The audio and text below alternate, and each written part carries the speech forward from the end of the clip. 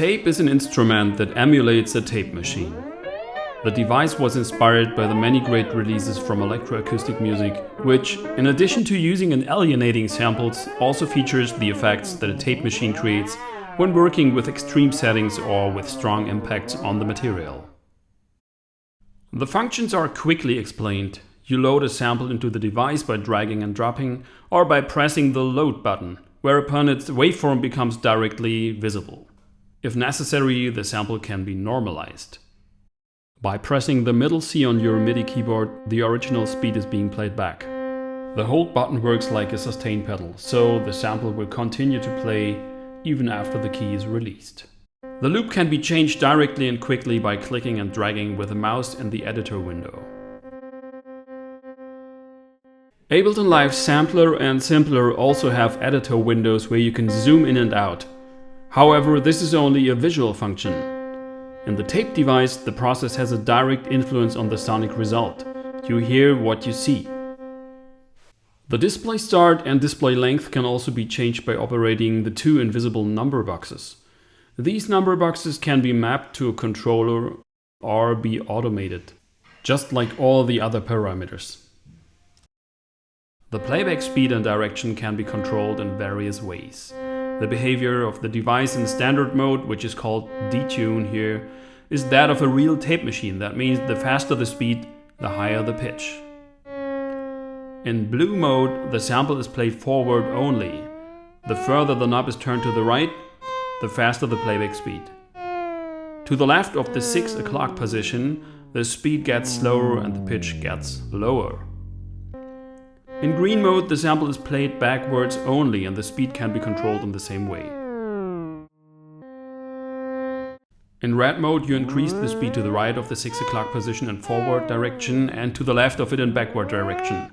This can be used to create the typical effect of manually pulling a tape through the tape head or scratching a vinyl record.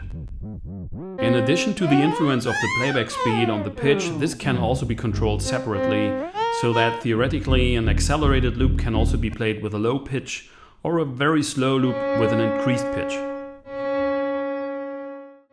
In detune mode, the loop speed and thus the pitch is also determined by the notes being played. Here again the aforementioned relationship between speed and pitch applies. A loop played an octave higher is exactly twice as fast. A loop played a fourth higher, for example, has a speed ratio of 4/3 to its original loop. Loops a fifth apart have a ratio of 3/2. In stretch mode, the pitch is decoupled from the speed. The keyboard keys now exclusively control the pitch of the sample, but have no influence on the playback speed, which can now be controlled with the speed button, but then the pitch will not change. The pitch can still be adjusted with a pitch knob. As an additional effect, there's a frequency shifter. Furthermore, a wider panorama can be simulated by a delay time, which can be interesting, especially on very centered samples or mono samples in general. The output volume can be raised additionally by the boost control. The fade button allows for smoother fading in and out of the loop, cleaning up clicks that may have been caused by discontinuities. The delay slider determines how long after moving the loop section the new selection will play.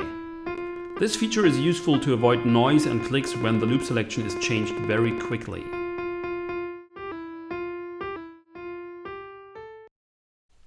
When saving the Ableton Live session, it is important that the location of the sample that was last in the device is also added once in the so-called file preferences of Macs, if the parent folder is not already part of the search path anyway, so that the file can be found again immediately by the device when it is opened again. If a new folder is added to the file preferences, it will be only recognized when the Macs application is quit. Therefore, if a new search path is created, it is recommended to save your Ableton Live project only after this procedure to make sure that the edited sample remains in the project.